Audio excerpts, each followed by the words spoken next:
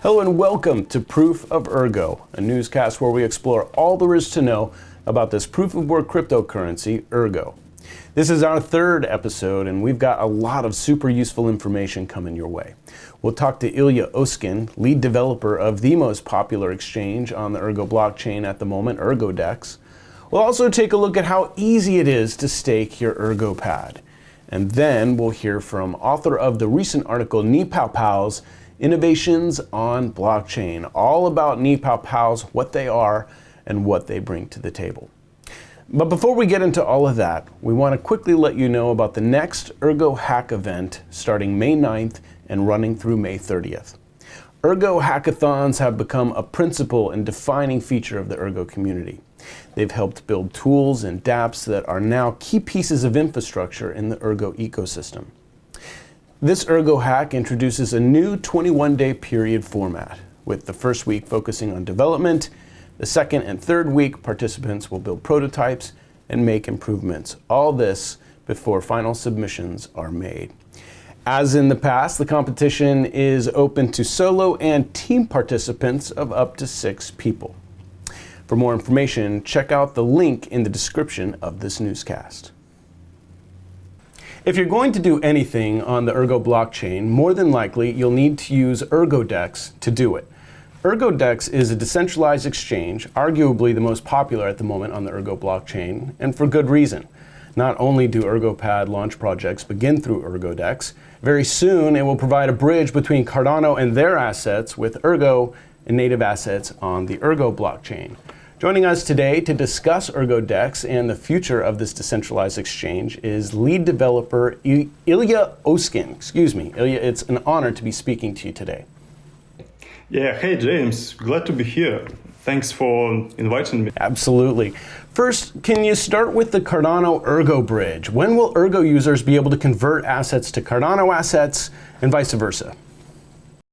Well, there is no any particular date to the time as the implementation of the bridge. It mainly depends on the user team rather than on Ergodex team.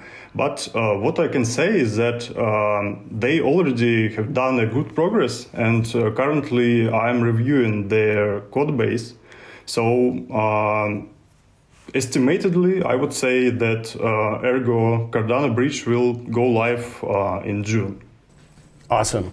Can you talk about the challenges of building on 2 separate platforms, one using a Haskell-based programming language and the other ErgoScript or a Scala-based programming language?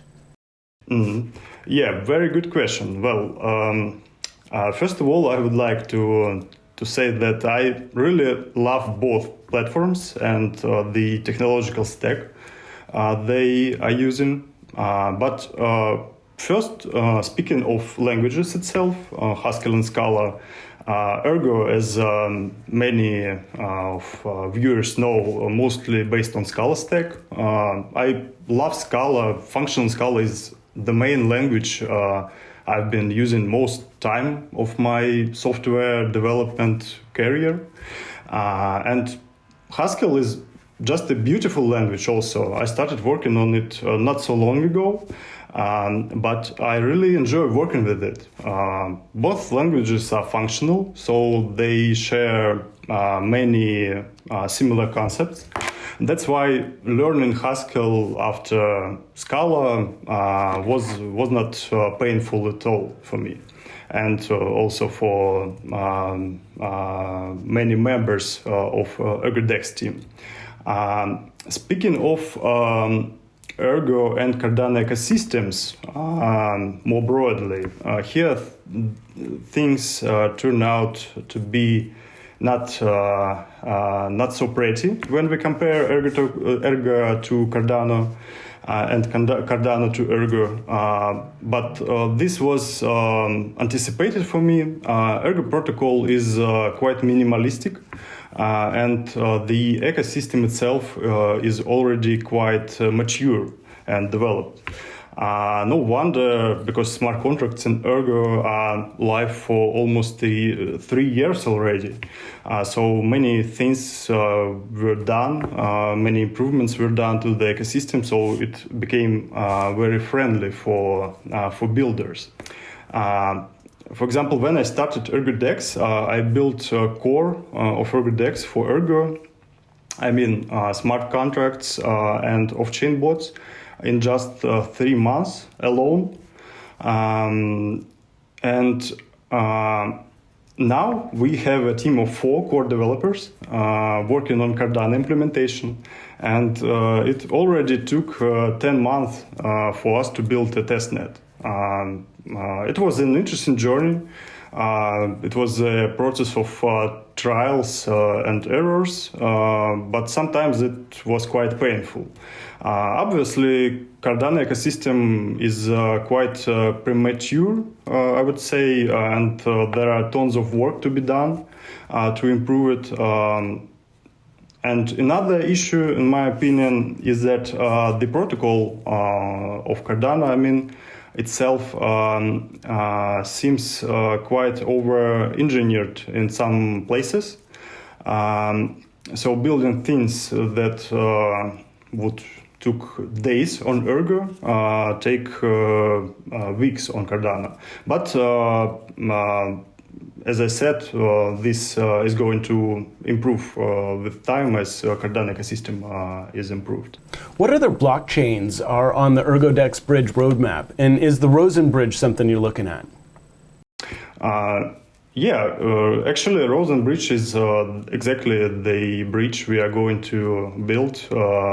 Our first bridge to bridge Ergodex on Ergo and Ergodex on Cardano. Very cool, very cool. Can you talk about off-chain bots and for use batching Ergodex transactions? Is it true that a Cardano stake pool operator could earn rewards facilitating transactions with the decentralized exchange? Transactions, which I have to point out, would be for proof of work cryptocurrencies like Ergo. And if so, when can we expect to see those, and how do I sign up? Things here appear to be more simple as it may seem at first glance. The thing is that the word off-chain suggests that you don't have to be a miner on some specific network or to be a miner at all to run those off-chain bots. So technically, your question boils down to who can run Ergodex off-chain bots. And the answer here is that it can be run by anyone, and right now.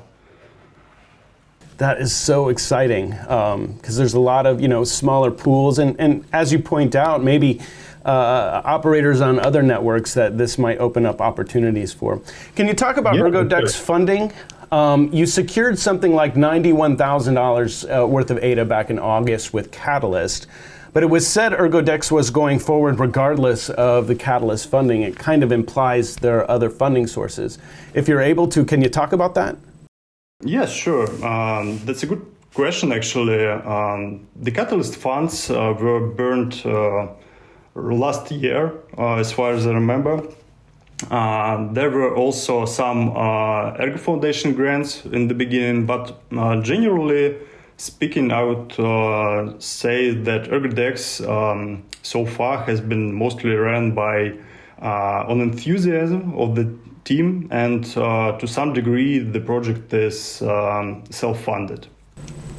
Awesome. But we are also working on bringing on new investors that would help us grow the project and grow the ecosystems we are working on. I mean, Ergo and Cardano. Yeah, I mean, I would imagine you're trying to build revenue streams, and that brings me to my next question, the Ergodex Coin.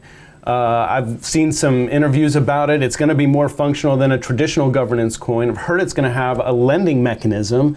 Can you tell us about that? Speaking of the Ergodex Coin,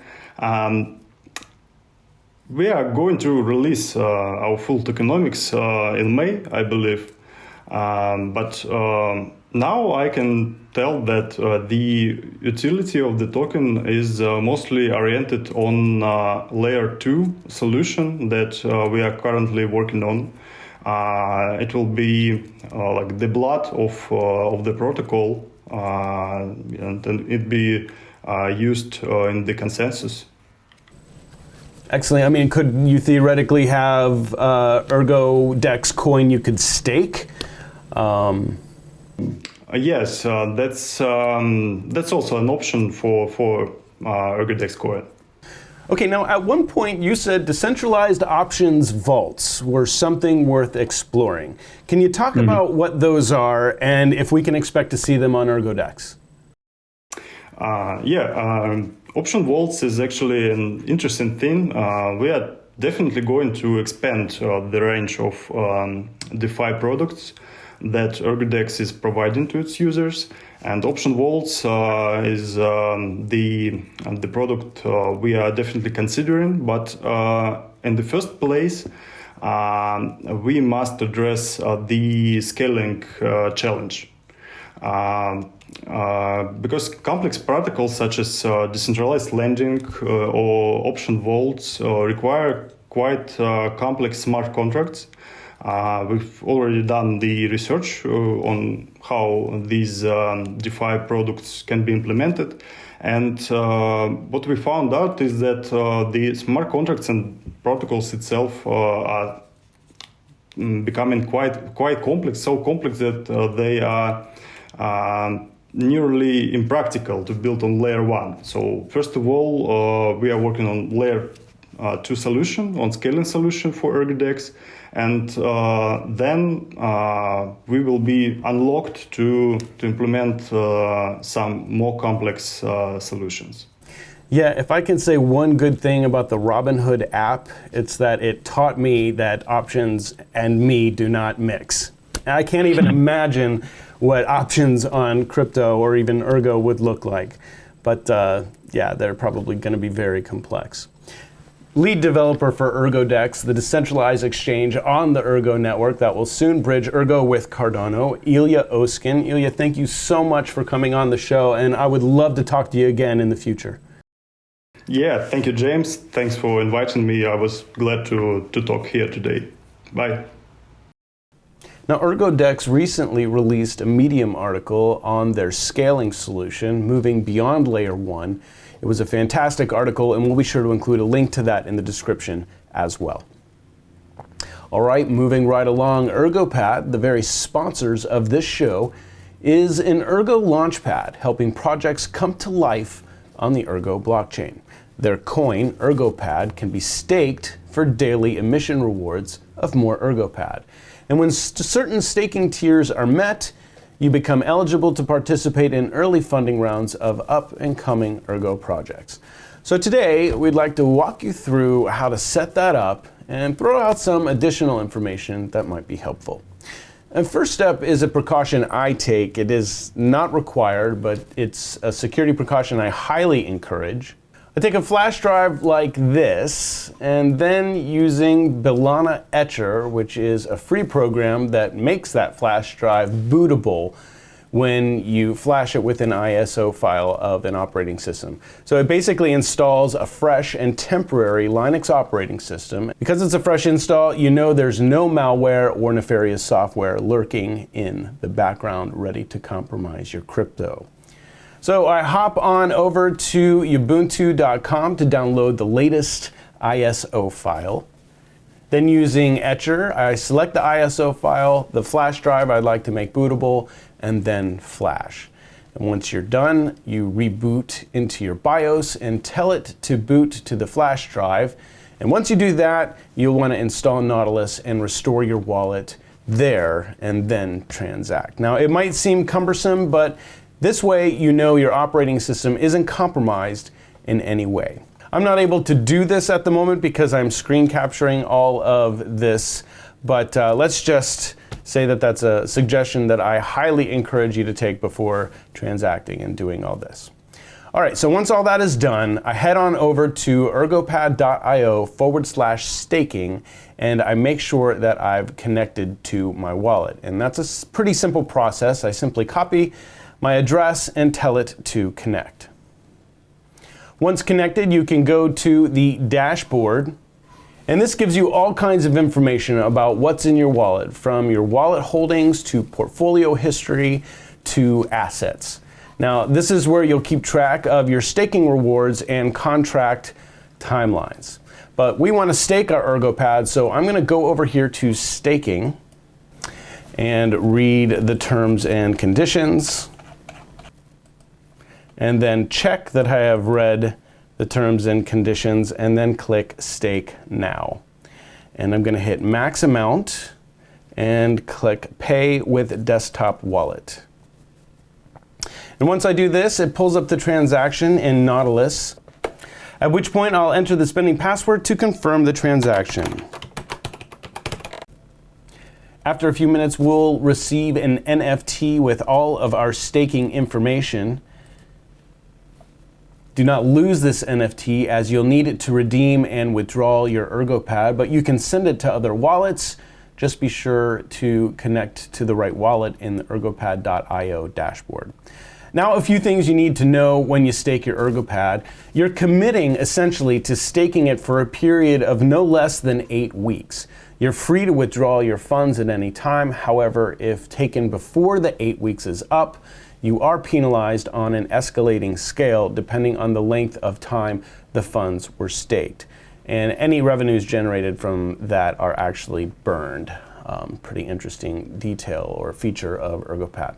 Now, the dashboard is going to tell you all the information you need to know. It's going to keep you up to date on all of the timelines and even what you'll be earning on your emissions, your daily emissions of Ergopad. But as of right now, we just have the NFT staking key. Eventually, you'll be able to see right in here how much you're making and how much longer until there will be no penalty for withdrawing your funds. If you'd like to keep up with the price action of the Ergopad token, check out the token page. And if you're interested in any other projects that Ergopad is launching, you can head on over to their projects page and read all about it. One last thing to share, heading over to the staking page and clicking right here on tiers. If your Ergopad stake meets one of these tiers, you'll get early access to contribution rounds of projects that offer their initial decentralized exchange through Ergopad.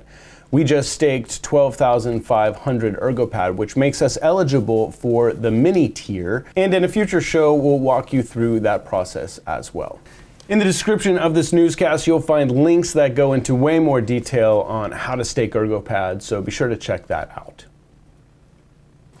Ergo has been described by some as Bitcoin 2.0, building on the same principles but expanding programmability and capability through innovation. In fact, there are many innovations Ergo brings to the table. One such innovation is called NiPoPows, which is just a condensed way of saying non-interactive proofs of proof of work. And they help cut the fat, so to speak, on all the blockchain data, making side chains and light client wallets a reality. Joining us today to discuss NiPoPows is fellow Ergonaut and author of the recent article, NiPoPows on Ergo, Innovations in Blockchain. The author of that article, Tim, has graciously agreed to take a few questions on the topic of NiPoPows. Tim, thank you for giving us some of your time today. Thanks for having me, James. Great. So first, can you just explain to us, like we're five, if you will, what are NiPoPows? Why are they important? So NiPoPows are a compression technique, like you stated. Really what it does is reduce the size of the blockchain and reduces the overall technological requirement for interacting with it. All right, cool. Now, you wrote a great article on the topic of NiPoPows, how they work, and what they'll be useful for, and we'll be sure to get a link to that article in the description of this newscast. But is it fair to say NiPoPows are sort of like a hash of the blockchain at any given moment? It's real easy to tell if it's legit. as it'll verify or it doesn't. Am I off on this? No, I think that's a good way to think about it. The way that I wrote about it was that NiPoPows are an abstraction away from the blockchain. And what I mean by that is, certain blocks are more difficult to mine than others. The puzzle is actually more difficult to solve. And so we can create a NiPoPow by only using those most difficult blocks, and everything in between those blocks. So let's say they occur, once a day, maybe. Everything between those two blocks can get compressed and is represented in only those blocks. Oh, that's pretty cool. Now, NiPoPows make a lot of things possible. One of those things is log space mining. What is this, and what's the potential it offers the Ergo network? What this means is that technology besides these huge mining rigs are going to be able to participate in mining Erg. And the reason they call it log space mining is because it's not a linear increase in the size of the blockchain. Each new block only adds incrementally to the size of the blockchain.